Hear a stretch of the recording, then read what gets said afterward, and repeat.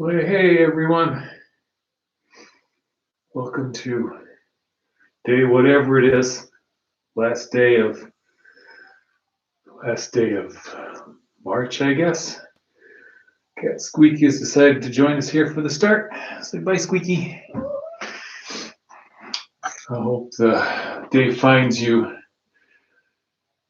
happy and healthy, or at least healthy. There's a number of things I'm going to talk about as the video gets going along. I hope you've had a chance to look at Activity 17 for a little bit. I'll answer questions on that, of course, as the time rolls on today, and I'll also take questions about how best to prepare for the exam. I'll probably make those announcements closer to the official 2:15 start time. But if you want to start loading up some questions as far as activity 17 is concerned, or if you still had some leftover stuff from other things, chat me up and we'll get those rolling at 2:15.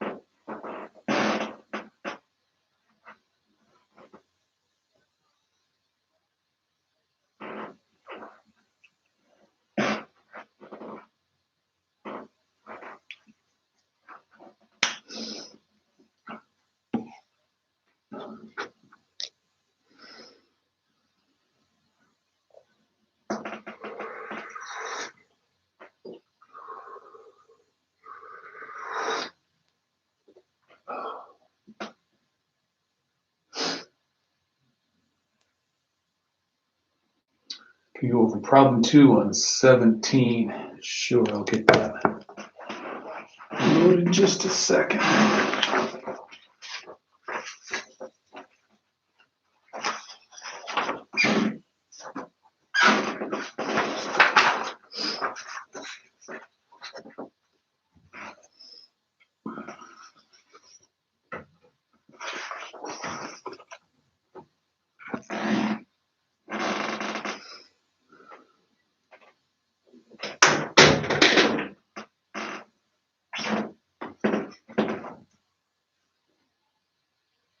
What are you doing, kitty?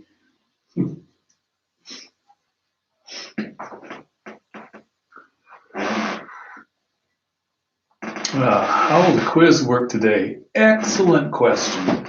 The quiz is scheduled. If I programmed everything correctly, the quiz will open on Blackboard at 3:30, I believe.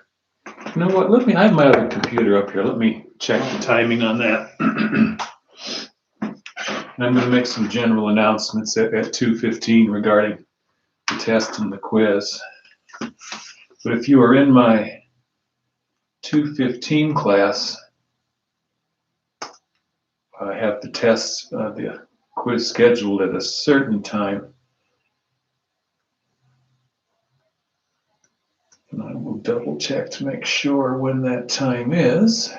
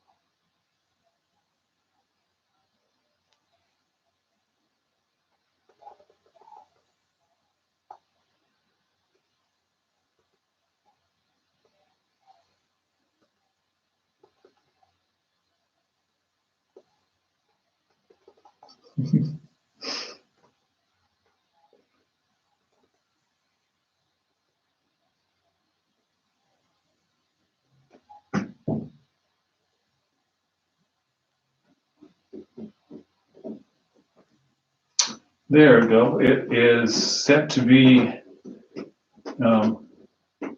deployed, it says, March 31st. Hang on.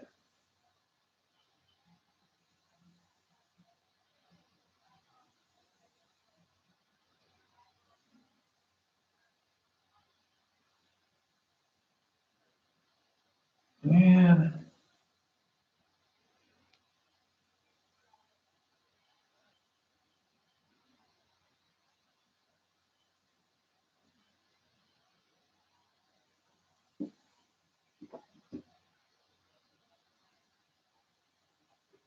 There we go. Edit the test options. Here we go. So you can tell I'm just learning my way around the quizzes. I had a workshop earlier today. Oh, it says it's going to be displayed at 4 o'clock today. Let's move that up a little bit. See, our class is officially over at 3:30. So I'll make it available at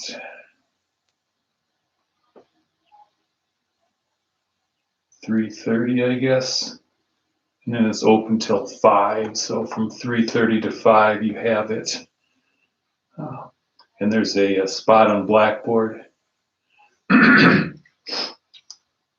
marked in the file folder marked quizzes and tests. Excellent questions. So we got that little bit of detail out of the way. And it is officially 2:15, so I can launch into my spiel a little bit. I've sort of been working on how we're going to do the exams and the quizzes, been thinking about it a lot over the last couple of weeks. And I had different ideas at different times. I was sort of kicking and screaming this morning. You could ask my wife if you'd like. I was just struggling like crazy trying to write a test on Blackboard. And finally the tool started to make some sense to me, and I've decided that the test is going to be 20 questions, probably 15 multiple choice, and then 5 long answer essay type. Show your work on those type of problems. I have the multiple choice about 2/3 done. I think I finished 9 of the 15 questions. The long answer essays, I haven't really thought too much about those, besides I know what type of question I'm going to ask, but they're not yet constructed. I'll work on those sometime tomorrow. I've decided against using Proctorio for the quizzes and the exam, this exam coming up. I just thought there'd be enough other things that needed to go right before I introduced one other level of difficulty. So at 3:30 today, you should be able to open up the quizzes and tests on Blackboard. Click on the only quiz that should be available to you. I think it's marked quiz 3-31. I give you the answer in the quiz question. It's one multiple choice question. I want just to make sure that everyone can get to these questions and answer these questions. I also want to make sure I have it set up correctly. That way, if I don't, it's not gonna hurt anything. So that's how that's going to work. So no Proctorio for this quiz, no Proctorio for this next exam. You're doing it all on the honor system, and I'm assuming, well, I'm hoping that everyone uses just their brain and their non-graphing calculator to work through the answers on the exam that's coming up on Thursday. So that's how that's going to work.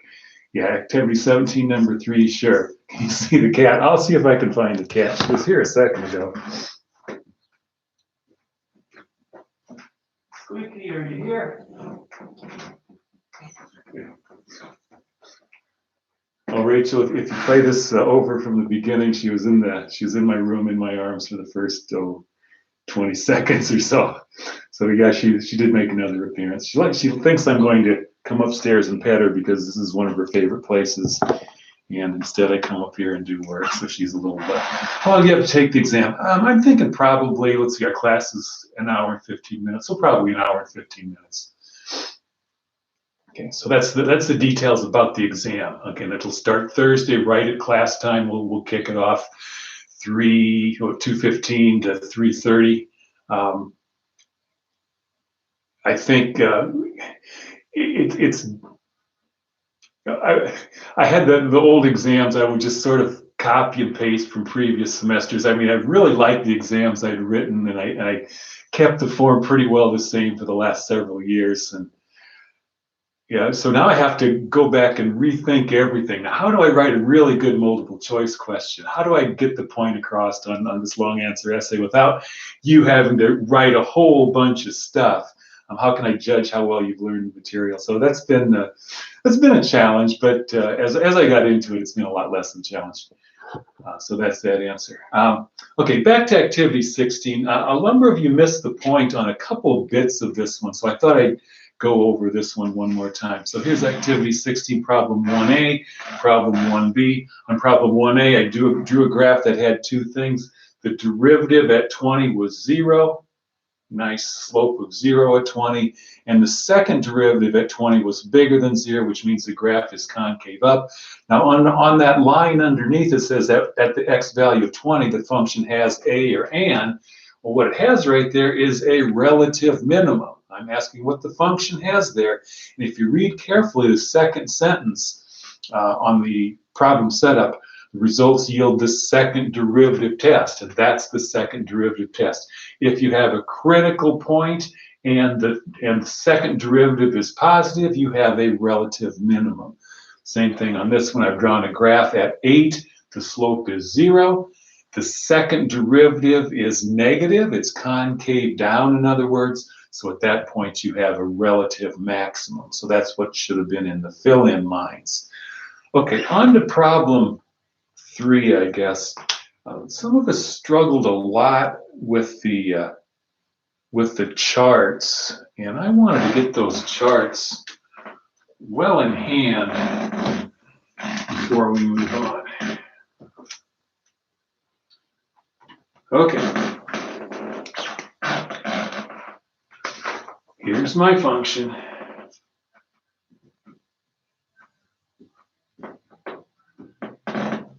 There's my function g.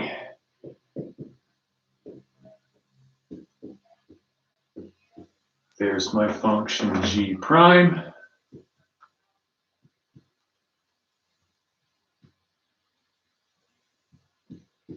And there's my function g double prime. No, you don't need Proctorio. You don't need a webcam, Sarah. Okay, so let's see. On the first one, here's the first derivative. First derivative tells us whether it's increasing or decreasing. We'll set that equal to 0 and solve. This is an easily factorable quadratic equation. Factor out the 3x, you're left with x minus 4. So at x equals 0 and at x equals 4, at those two places, the slope is 0. You plug in 0, you plug in 4, the first derivative is 0. So I'm going to come up with two ordered pairs. If I plug in 0 in my original function, I have the ordered pair 0, negative 5. If I plug 4 in my original function, I get 64 minus 16 times 6 is 96, minus 5, that's minus 39. So those will be my two critical points. Those will be 2 points that I put on the graph. Now here I'm going to make my chart. And the labeling on this chart left a lot to be desired. And I'm pretty particular on this one. This one is the intervals. The next one is the test point. The next one will be the value of g prime, and then the behavior of the graph. And I'm not going to put all these words in here this time because, I want to cover activity 17 a little more. So the intervals are the numbers between and around those two critical points, negative infinity to 0, the numbers between the two critical points, and the numbers after the second critical point. I'll choose any number in here. There's a -1, here's a 1, there's a 5. I'll evaluate the value of the first derivative. Here's my first derivative. If I put a -1 in here, I have a -3 times a -5, that's 15.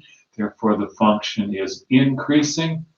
If I plug a 1 in here, I have 3 times a -3, that's -9. The function is decreasing. If I plug a 5 in there, I get 15 times 1 is 15. That's an increasing function. So that's what one of those two charts should look like. As far as the graph is concerned, here's what you know so far. 0, -5 is a point, and 4, -39 is a point. You know the graph increases to there, decreases to there, and increases afterward. The only thing we have left to do is look at the second derivative and talk about what that second derivative does. That gives us the curvature. It tells us whether it's concave up or concave down. So I'm not going to use the same intervals on my second chart as I did on the first. First chart only tells me whether it's increasing or decreasing. The concavity is, oh, look who came back. Come here, Kitty. Oh, she escaped. Sorry, I'll get her one of these days, next time.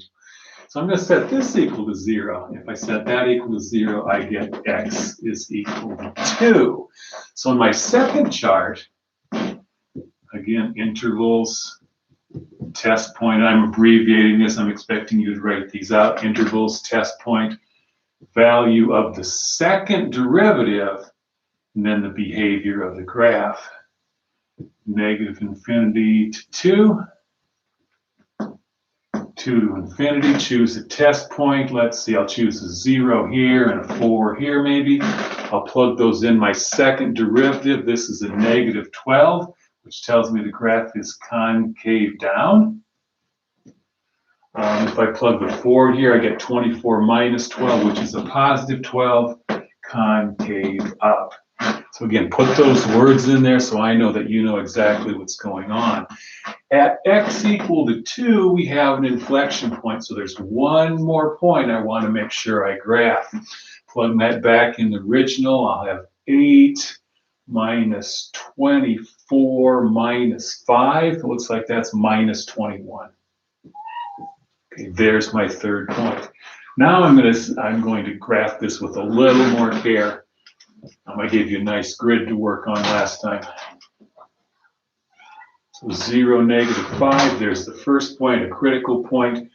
2, -21, and then 4, -39, that's down there. The graph is increasing and concave down until I get to this first point. Concave down until I get there. Now it turns concave up, and there's the graph. Okay. All right, we've got that one done. Can we go over X17, number 2? Okay, Drew, I'm back to the top of the list. Number 2, activity 17. And I started this yesterday. I'm going to sort of do the same thing I did yesterday with this. I'm going to work at 2 regions simultaneously. One where I know what the demand level is, and one where I call the demand level X. So I will work parts A, B, C, D, and coordinate those with E, F, G, and H. So problem part A, find the price for the demand of 6,000 computers. Well, the price demand equation is given right there in the top line. So all I'll have to do is plug 6,000 in, and someone's going to have to help me with the calculator because I've forgotten what these numbers were. But if you plug in 6,000 in the beginning one, calculate P of 6,000, and you'll get whatever that number is. And that'll tell you how many, let's see, price, find the price for the demand of 6,000. Yeah, that'll tell you what the price that you can expect to sell those 6,000 computers at. If that price is fairly high, you're only going to be able to sell 6,000. If you drop the price a little bit, you'll probably sell a few more.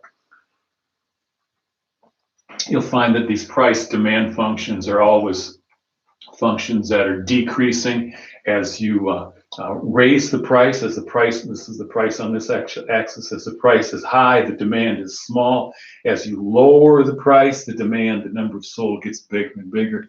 1360.25, thank you.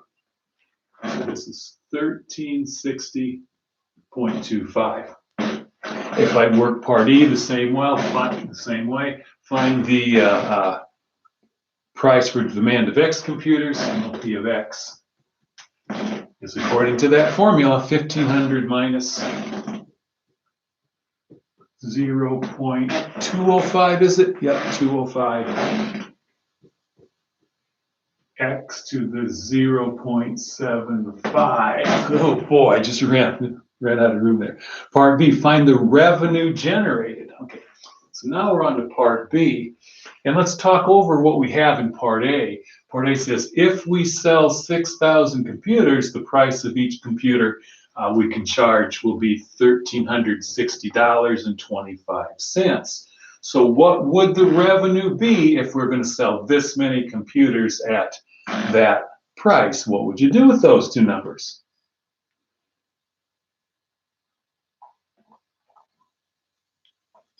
Okay.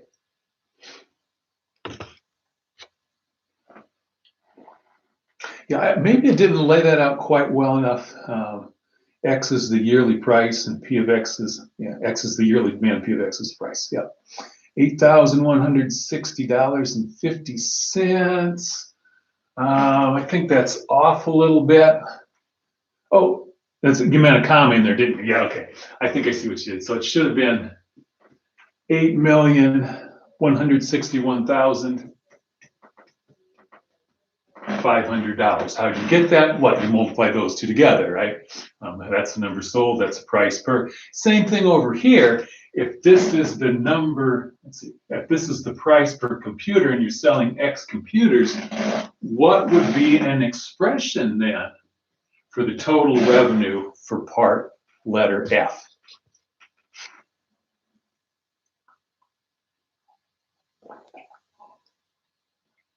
Yeah, Brian, this every single live stream is saved and uploaded. It's automatically saved. I don't have to do anything, which is really nice. What I usually spend time doing after I've closed this down is I'll go back and book note things. I'll mark, get the 12-minute mark. My cat paid us a visit at the 12:05 mark. We talked about activity 17, problem number 2. Yeah. Yeah, Sarah, exactly right. So just the same way we found the total revenue on this one, it was the number sold times the price per. It's the same thing here. It's the number sold times the price per.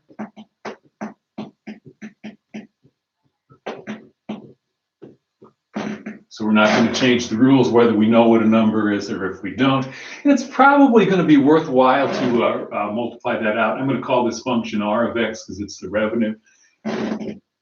1,500x minus 0.205x to the, multiply those x's, add the exponents, 1.75.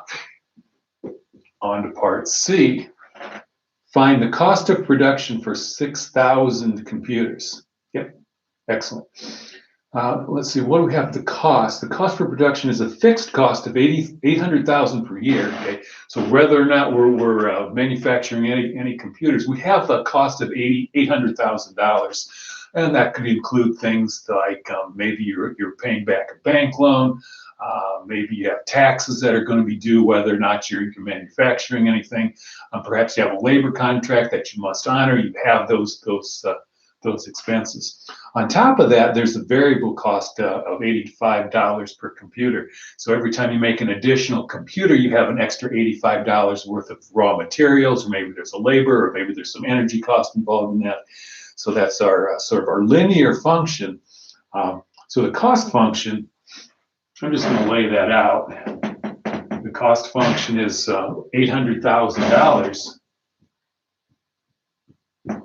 plus, what was it, $85 a computer? Yeah, plus 85 in tax. So that's the cost function. For this case, the cost, if we're manufacturing 6,000, that would be 800,000 plus 85 times 6 grand. And if someone wants to grab that number for me, I'd appreciate that as well. So we're working down part C. I guess that's EF. I guess this is part G.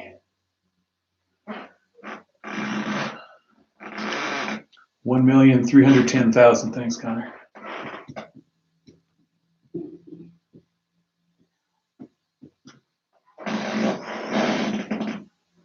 On to part D. On to part H. On part D, we want to find the profit if the demand is, whoops, I put an extra 1,000 in there, didn't I? If the demand is 6,000 computers, not 6,000 computers, if the demand is 6,000 computers. So let's see, profit, how do we calculate profit? Revenue minus cost, I guess. So you take this number, subtract that number from it. I think I can do this in my head. I sort of remember it from yesterday as well. 0, 0, 5, that's a 1, that's a 5, that's an 8, I think. $6,851,500. A nice little tidy profit. Yep, okay, excellent. So how did I calculate the profit? Well, it's the revenue minus the cost. How am I going to calculate the profit here? Well, it's the revenue minus the cost.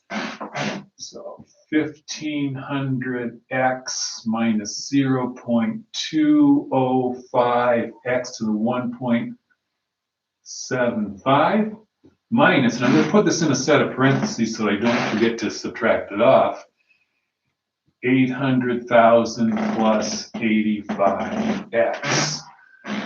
So that takes care of everything, the price, the demand, the revenue, the cost. It's all built up in one function, and we're going to call this P of X for the profit function, and that's the function that we wish to maximize. Now, if we haven't made any mistakes yet, and if we don't make any mistakes in the future, we should end up with a profit that's at least this high. Well, maybe that was the maximum profit. Maybe I got a lucky guess right away, and manufacturing 6,000 is the most. That's the function we want to maximize. So I'm going to do the first step here. I'll do the subtraction for you, and then I'm going to have you work through some algebra and see if you can figure out exactly what X should be, the X value that will tell us how many we should manufacture. Remember, X is the number that we're going to manufacture. How many should we manufacture that will result in the largest possible profit? So there's my profit function. I'm going to do the subtraction. Hopefully do it correctly. I see just two like terms, those two, so that would be 1415x minus 0.205x to the 1.75. Combine those two, and remembering to distribute the minus sign, minus, erase the rest of this, I guess.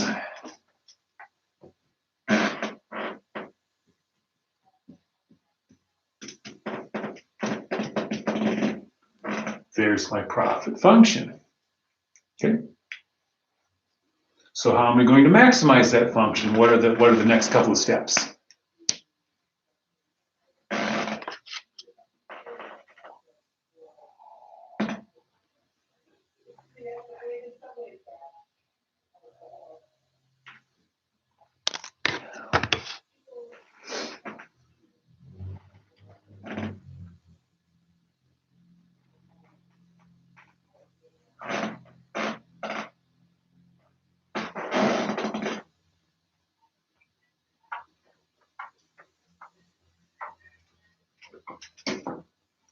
I guess the other nice thing about streaming on YouTube is I don't have to change the web address either. So the same address that gets you into the live stream gets you into the recorded version. Find the derivative set equal to 0. Okay, here we go with the derivative. This one I can do. 1415 minus, uh-oh, I have a multiplication I'm not quite ready for. Someone tell me what 1.75 times negative 0.205 is. I'll write the x. I can reduce that power by 1. That's 0.75. Subtracting off a constant, nothing at all to worry about there, huh? So what should this multiplier be if I take the old exponent times that coefficient? 0.35875, thank you. 5875. Okay, there's my first derivative. Set that equal to 0. Well, setting things equal to 0 should be old hat by now. The nice thing about this one, in different colors, I do, excellent. The nice thing about this is I only have one x. So since there's only one x that appears, I'm not going to have to worry about factoring. I'm not going to have to worry about anything too serious. I'm just going to have to move things around until I get x by itself. I dislike working with negative numbers, so what I'm going to do is add that to both sides first. 1415 is equal to 0.35875 x to the 0.75. Now I'm going to move everything over to the opposite side. And the way that I do this is I sort of think the opposite of the rules of order. The rules of order say you do exponents, multiplies, divides, adds, subtracts. I'll do the adds, subtracts first, nothing there.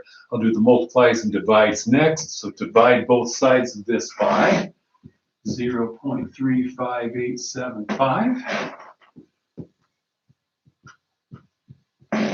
And I end up with x to the 0.75. If I wanted to think of this, by the way, I could.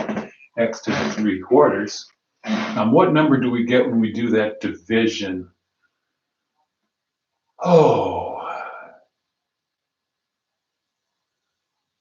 almost 4.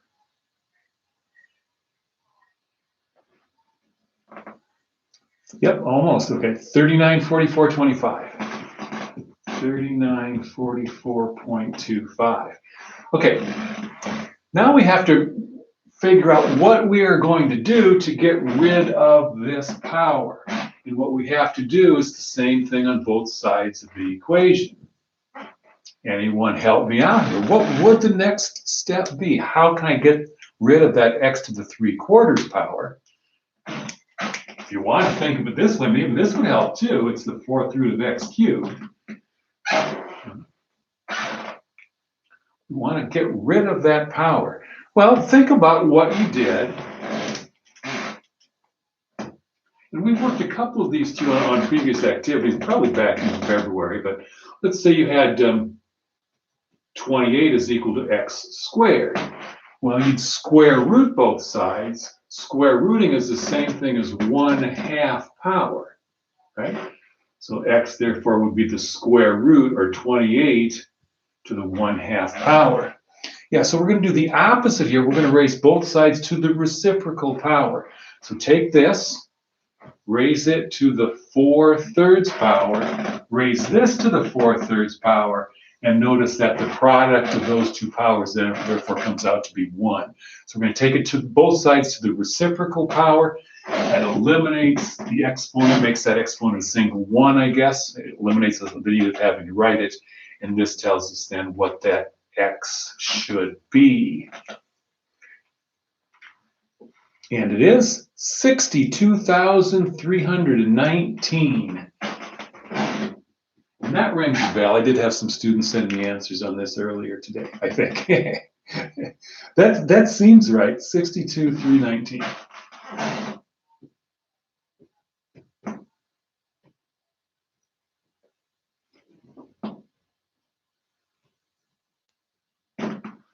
Now remember again what that was. Okay, so I'm going to go back to no, we'll just go on from here. Find the profit. Okay, find the cost function. Did that find is okay? All right. So what we found so far is not the maximum profit. What we found is the point, the number of computers that's going to produce the maximum profit. What do we do with this number to calculate what that maximum profit is?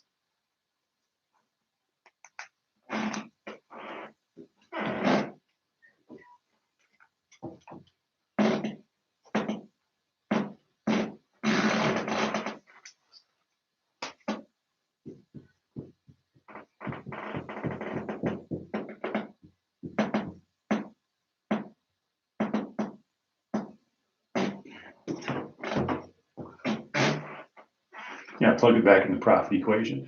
You plug that back in the profit equation, and I've erased, and I don't recall exactly what it was, but what number do you get there if you when you plug it in?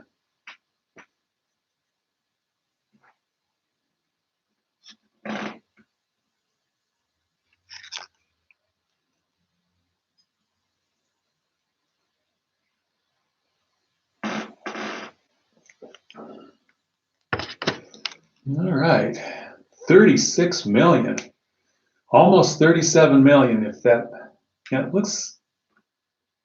If I can count my decimal places, 1, 2, 3, 4, 5, 6, 7.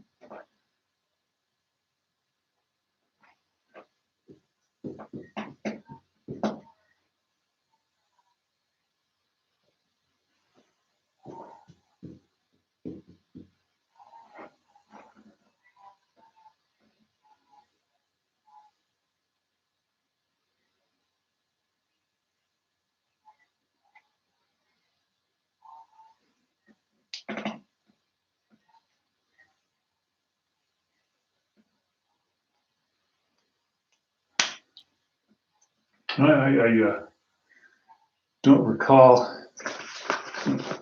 Spin back up here for a second. Yes, 6 million.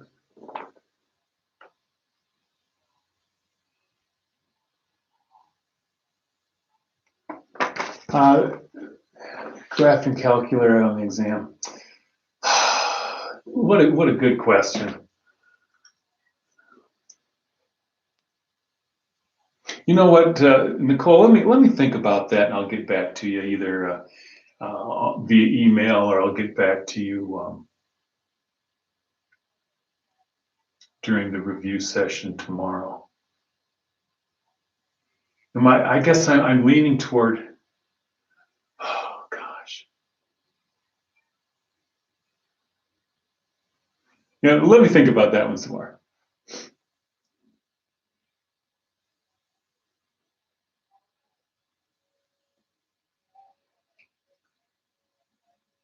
So I'm a little concerned that number is smaller than we had before. It's possible that my eyes are betraying me, and I can't count the number of decimal places on the answer that's been set in there. But before, we had a profit of $6,851,500.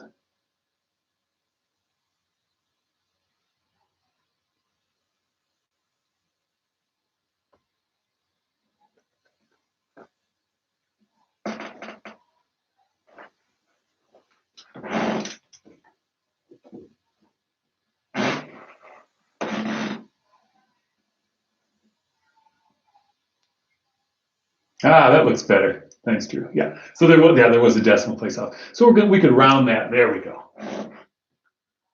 37 million. Round that to 37 million or so. So if you wanted to sort of summarize what you should do, you should produce about 62,320 computers. We had that we should calculate P of 62,319. This is the very first, this is small p, so not the profit, but this is the very first price demand equation. You should figure out what that is. That'll tell you what the price is.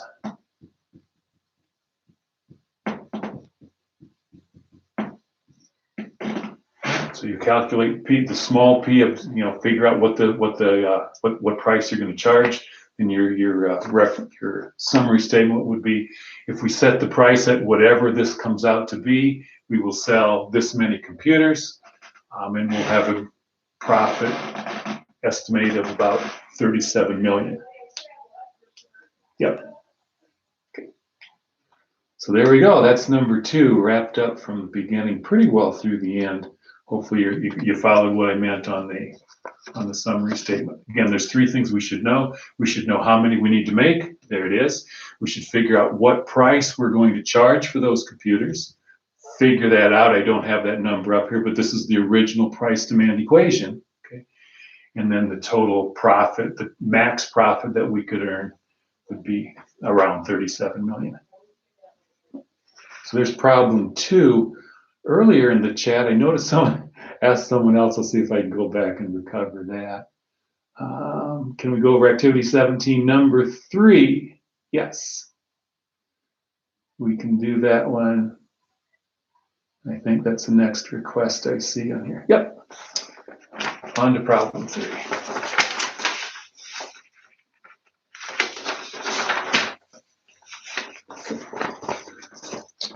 So this is set up a lot like the orchard problem we had a couple of weeks ago. Again, trying to figure out how closely do we put our wheat plants in, or cereal grain, whatever it is, so that we get as much yield on a acre of land as we possibly can. So I'm going to draw again my acre. There's my acre. It's 43,560 square feet. How closely spaced do we put in our little cereal grain plants so that we can get as much cereal grain as possible off of our acre? Well, the average yield per plant is given by, okay, so we have a yield per plant.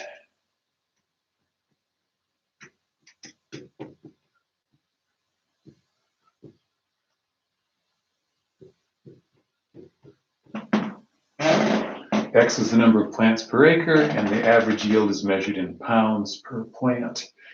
Okay, this function holds between 100 and 8,000. So we can either put 100 of those in an acre, 8,000 of those in an acre, or any number in between 100 and 8,000. Create a function that will find the number of pounds of grain that 1 acre of land could produce if it was planted at a density of X plants per acre. All right. Well, if you're not sure where to go on a problem like this one, so this one I sort of took the training wheels off, and I'm thinking, hopefully you're developing some learning skills somewhere along the line, and you can either jump directly to what the yield per acre is going to be, or you can maybe work it out with some numbers. So my suggestion is, well, let's see if we can make some numbers and make some numbers work on this one.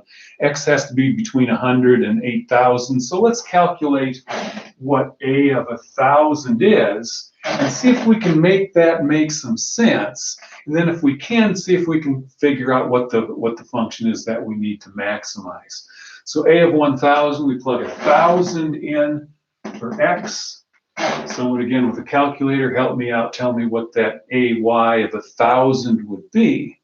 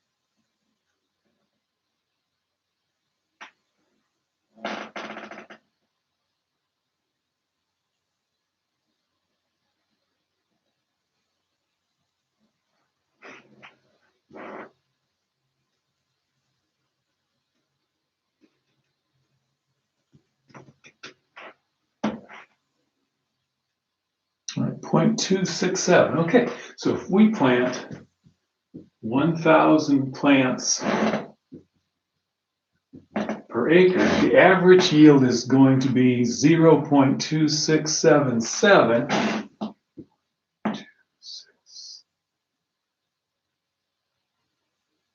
pounds per plant. So I've taken those yields, X is the number of plants per acre, 1,000 plants per acre, we get that many pounds of cereal grain per plant. So I've taken this one plant, there it is. There's my artist's rendition of what that cereal plant looks like. I shake off the grain from that cereal plant, and I will get that many pounds of grain. So about 1/4 of a pound.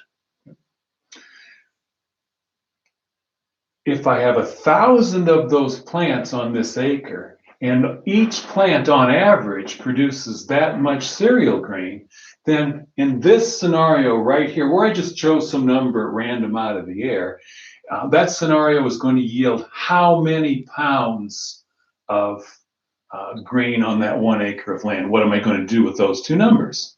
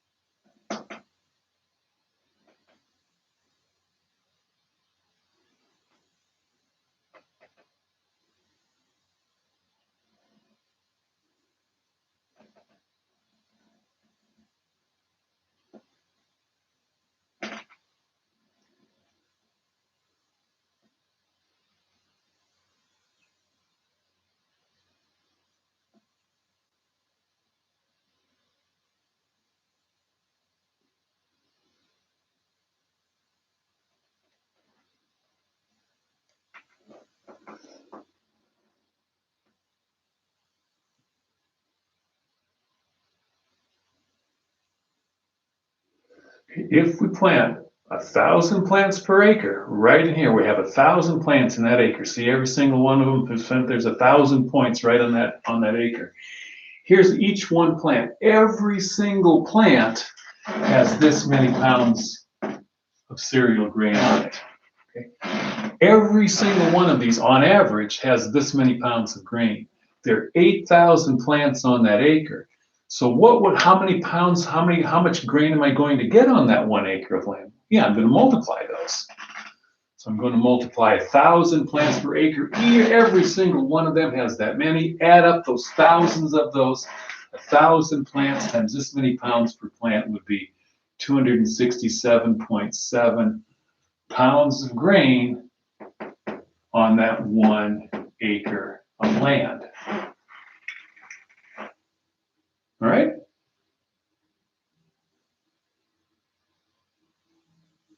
Now, if this was 500 plants, we would multiply 500 times whatever the average yield per plant was. We plug 500 in here. It'd be a little bigger number because they're spread out a little further, so they don't have to compete so hard for sunlight and soil and food and whatever plants need, water. But in order to get the total number of pounds of grain that we can grow on this acre, we have to consider what the density is and then what the yield is going to be per plant. So it's always the density times the number per plant. Where did those numbers come from? The density is the number we choose, that's this X, and the number of pounds of plant we get is this expression right there. So if we plant X plants per acre, the average yield per plant is, well, it's that number right there. So how are we going to come up with the total amount of grain that we can get on that acre? No, we're not going to change the rules on this one. We're going to do this one exactly the same as we did when we tried it with 1,000. We're going to get this number X, the number of plants per acre, times the average yield per plant. That's the function that I want to maximize. Did I give that a name in here? I don't think I did. Yep, I did. That's y of x. So we'll work that one out. We'll use a little calculus to help us out on it. And we'll see if we can come up with what the maximum value for that function is. This is in terms of x. So when we do find the critical point, when we find x for the critical point, that'll tell us how compactly, how many plants to put on each acre. So let's take a look at that one and see if we can come up with what the derivative is.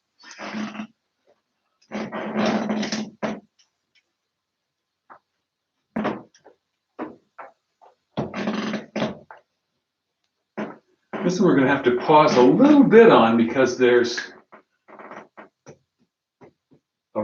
that we might want to pay particular attention to.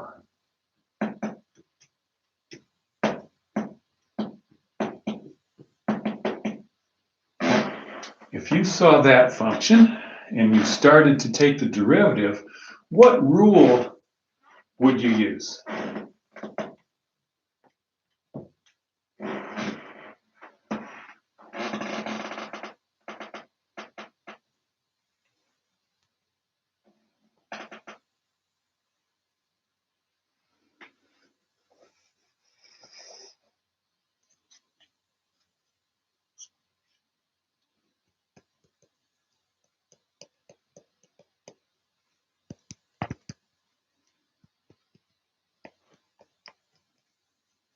Product rule it is. So use the product rule on this one.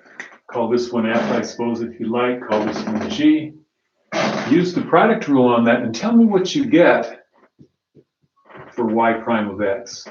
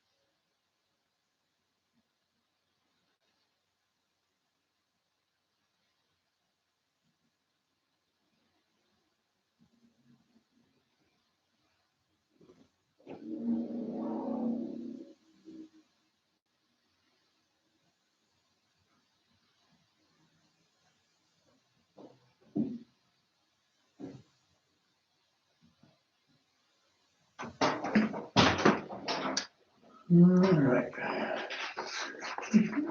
We need the product rule. So if we're using the product rule, we should definitely have two terms. The product rule goes FG prime plus F prime G. There definitely has to be a plus somewhere in there.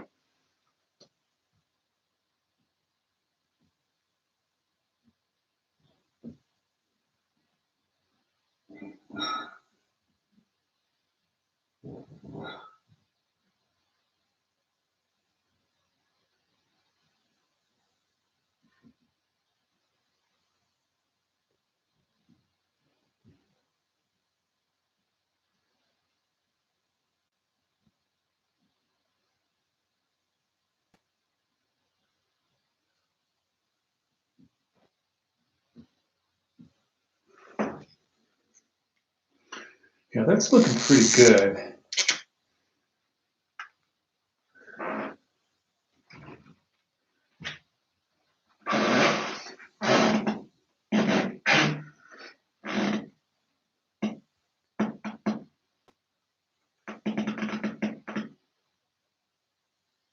Okay. So I'm going to start this one, take the derivative of x, that's 1. So 1.2 e to the negative 0.0015x plus, okay, bring that x along. And now the derivative of this, well, the 1 point, I see already I'm going to get myself in trouble. Move this plus over a little bit. Plus, bring the x down, and now the derivative of this, 1.2 is a constant, keep the 1.2. And then e to a power, we keep e to that same power, e to the negative 0.0015x. And we multiply by the derivative of that power, which is negative 0.0015. Drat, I started to run out of room there. And if you multiply those two together, Connor says that that's 0.0018. 0.0018, that makes sense. Yep, it should be a little bigger than it was before.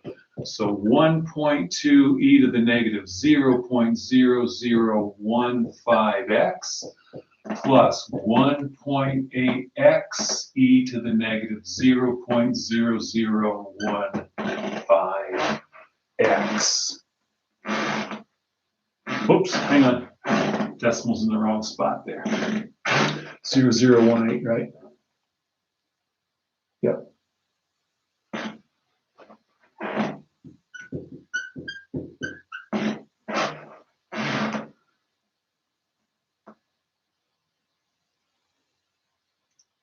So there is our function that we wish to maximize. We'll set that equal to 0. Well, there's really no x to multiply out. I mean, I could multiply through if I wish and make this 1.2, was it 1.2? Yeah, 1.2x e to that function. But I still have, if I multiply through it, I still have two functions of x that are multiplied together. So there's really nothing I can do on this one. It's not like a FOIL case where I have a bunch of things that end up being added that used to be multiplied. In this case, there's two functions of x multiplied together, and there's no foiling or anything. Should that one be negative? Yep, it should. Good catch. Positive times negative. Yep. So I have that times that. Yep. So now I have to somehow set that equal to 0. Any clues on how I'm going to be able to do that? You're welcome.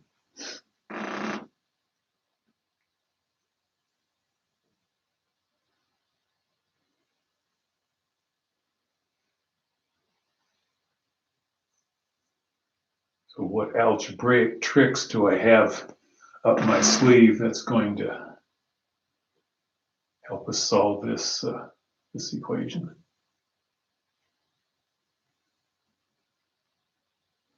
And it's not as simple as the last one. The last one just had one x in it. We were able to peel everything away. This one has a couple of things. One of the things I noticed is that it has two terms. So we need some algebra. We need some algebra to help us go on that.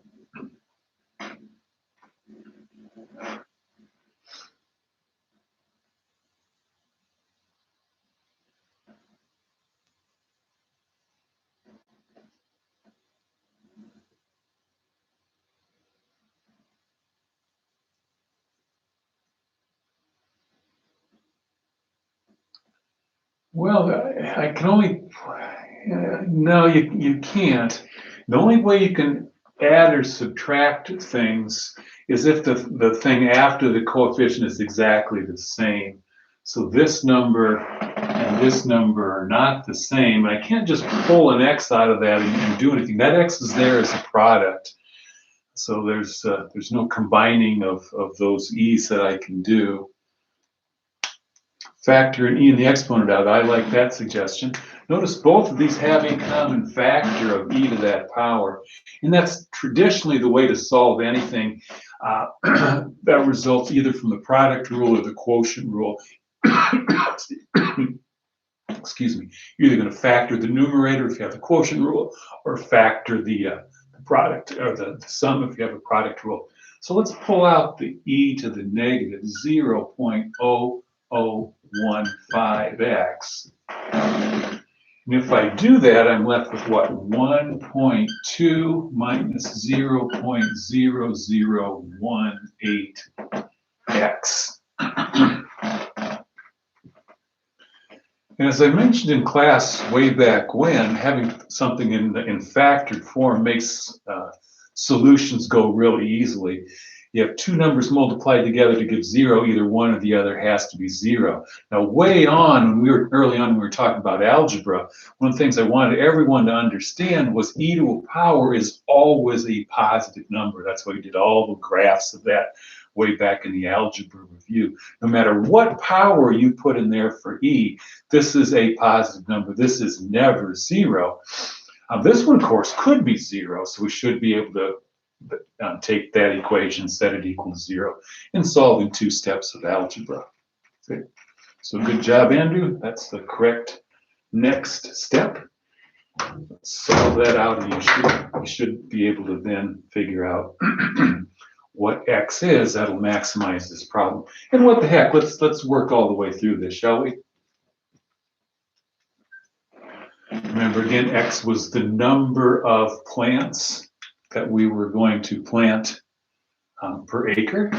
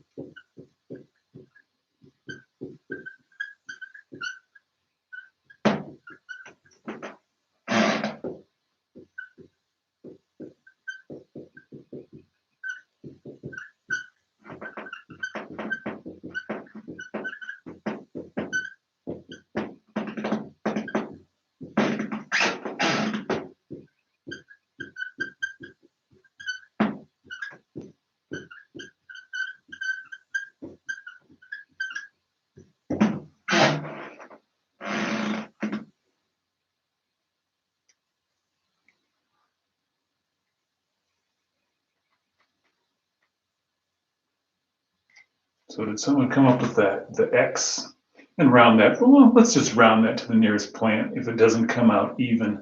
Looking at it, yeah, that's not going to come out even.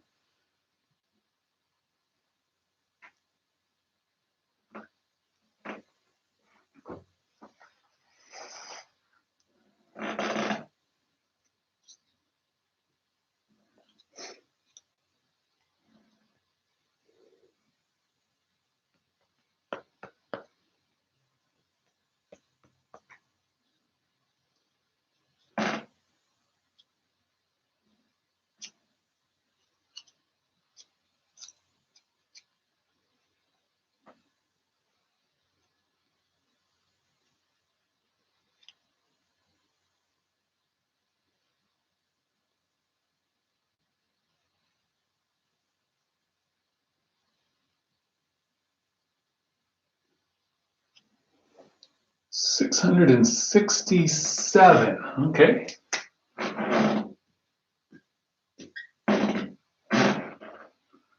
Well, let's work through it and see if it gives us a bigger number than what we had before. So if we plant 667 plants per acre, I'm going to do a little quick math, make sure this makes some sense. That's 3 decimals over.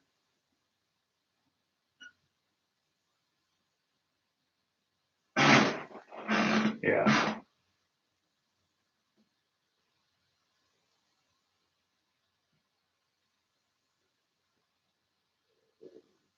Yep, that looks spot on. I like it. Yeah. So what on average is each plant going to yield if we do plant this X?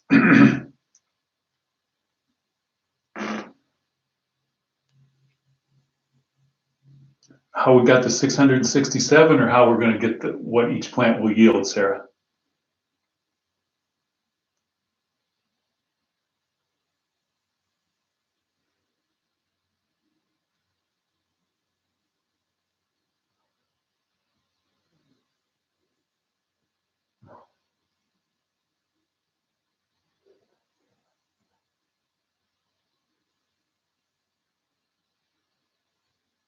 How I got the 667? Sure.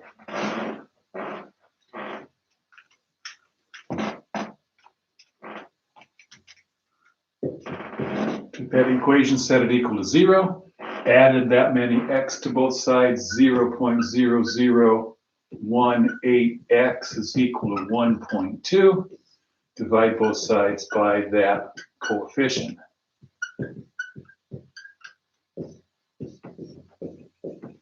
And either through the magic of a computer or calculator or some mental math, eventually the 667 looks to me like it's right on. 12 divided by 18.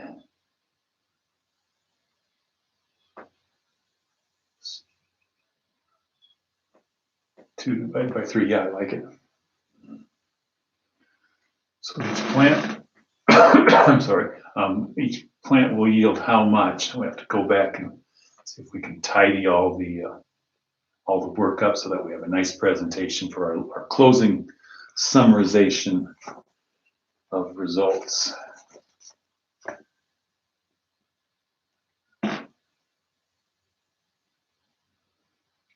Plant 667 plants per acre, that's what X was defined to be. What on average will each of those plants of cereal grain, how much will it be? 0.4412. And you get that, of course, from the very first formula, the average yield formula. You plug that number into the very first formula that's at the top of the screen. And the product of those two, therefore, will be the total yield, the total maximum yield, the number of pounds of grain you can get on an acre of land that can't be beat. And what does that come out to be? I like your, Jason, I like your units on that as well. So looks like we have 294 pounds per acre. I like it. It's been doubled. Oops, got the units there already. 294 pounds per acre. And when we worked that through earlier with the when I just chose what I chose 1,000. I think I pulled that out of my brain. Said let's try 1,000.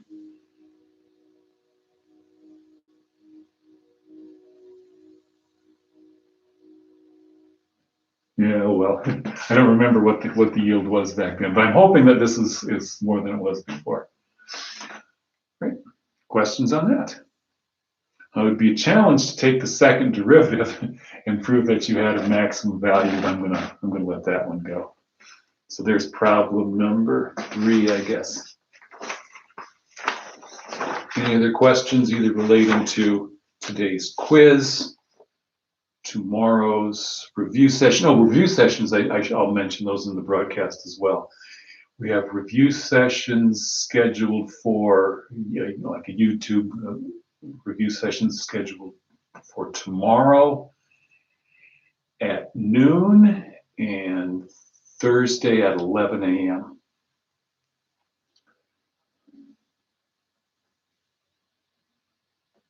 Yeah. What activities the quiz on? The quiz today, Aaron, has no section. I give you the quiz. What I set this quiz up to do was just to make sure that everyone can access it, to make sure that I set it up right. So I write out the quiz question and I give you the answer right there. You just choose the answer that's right there in there. So there's absolutely no stakes for knowing what's going on this one.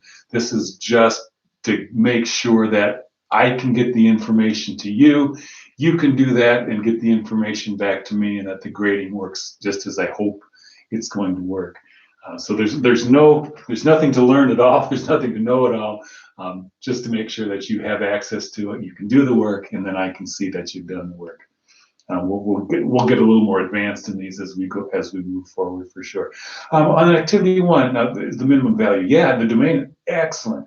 So Drew, you did that first problem all the way through. The minimum way that you could, or the minimum cost for building that building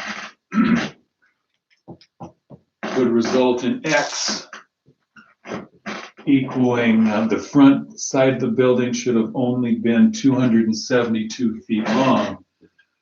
The problem is that's not allowed because the building looks all funky sitting on the lot. You have this much on the face, and that's not going to be acceptable as far as the city is concerned or whoever's doing the aesthetics. You must have an absolute minimum frontage on that building of being 300.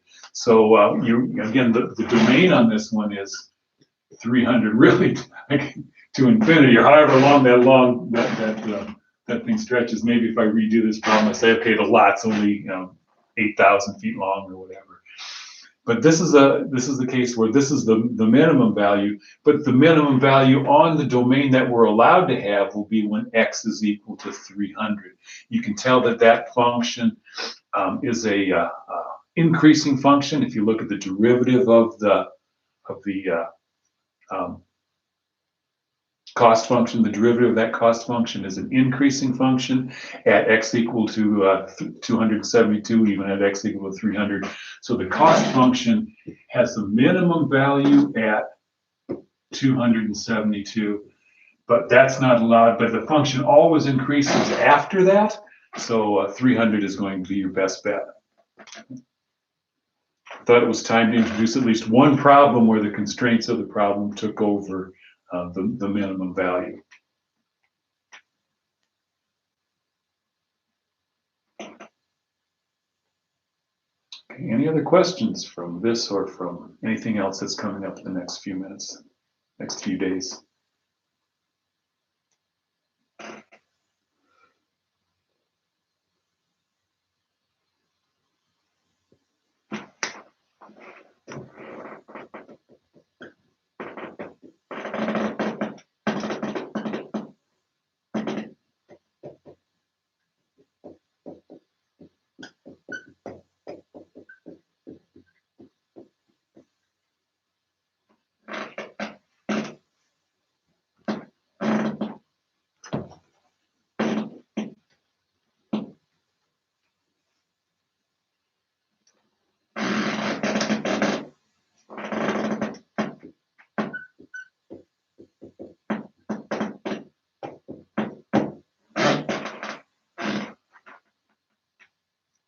What is the cost function for part E of question 1? Whew. Oh man, okay. That's pretty much all of problem 1, isn't it?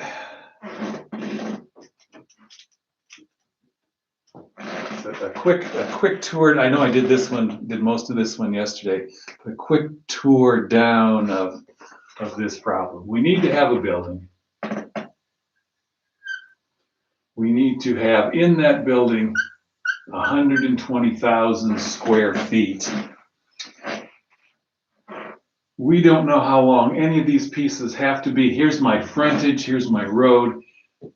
I'm going to call this dimension X. Okay. The area of this is this much. So this number times that number has to be the 120,000. And I went through some steps to get there last time. If you want to go back and see it, look at yesterday's video. I think this is the first question I did. Those must be the dimensions of the rectangle. This times this has to be the 120,000, and that's a situation that works. So if I allow X to be the length of the front side, I get that. Now I have to come back and get the cost function. Okay.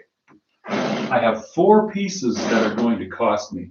I'm going to do this I'll lay this out a little differently. How much is the front going to cost? How much is the back going to cost? How much is the left side going to cost? How much is the right side going to cost?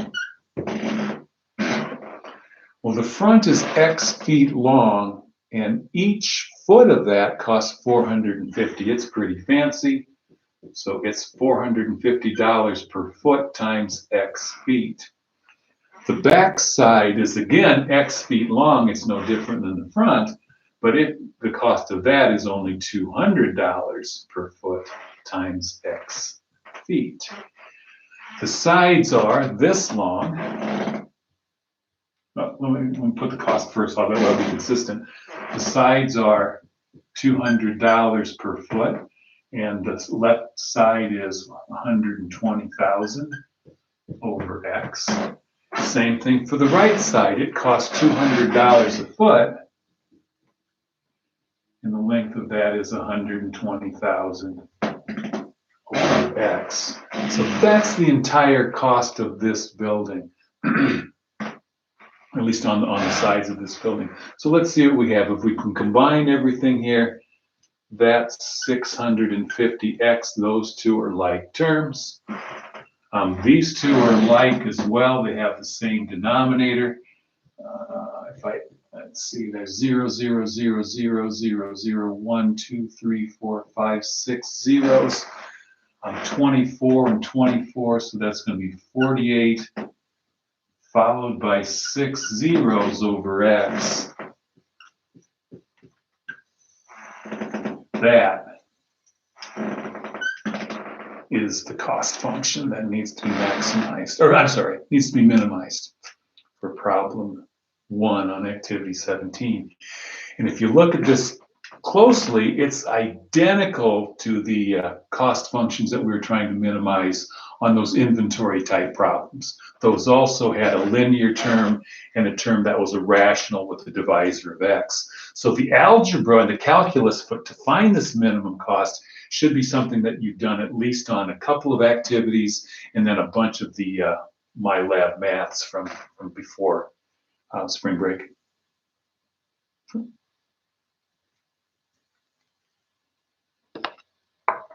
5 minutes left in this class period. Are there any last minute questions that I can answer for you?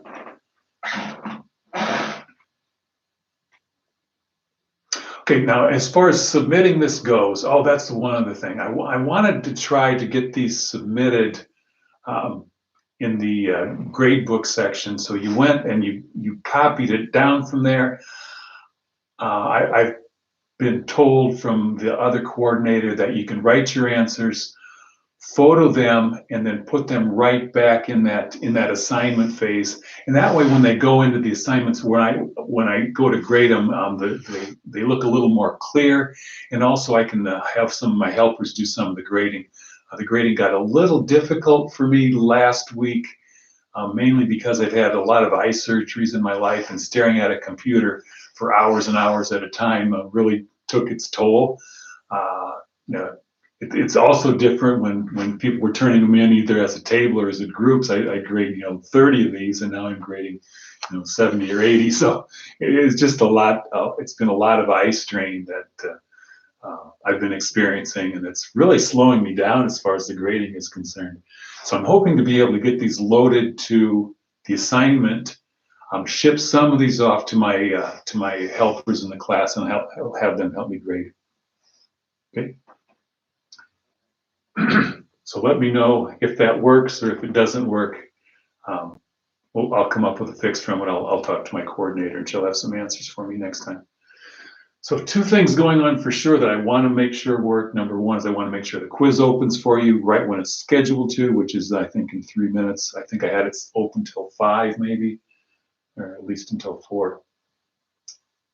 And then see if we can get these photoed and sent right back in the assignments page.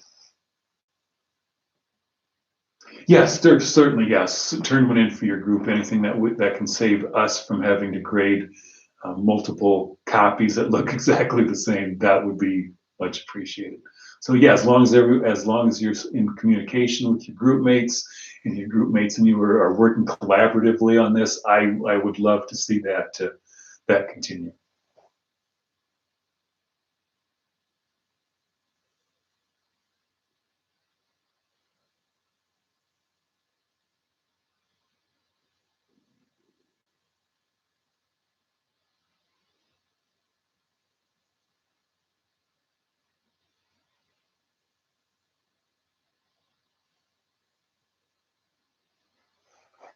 Right.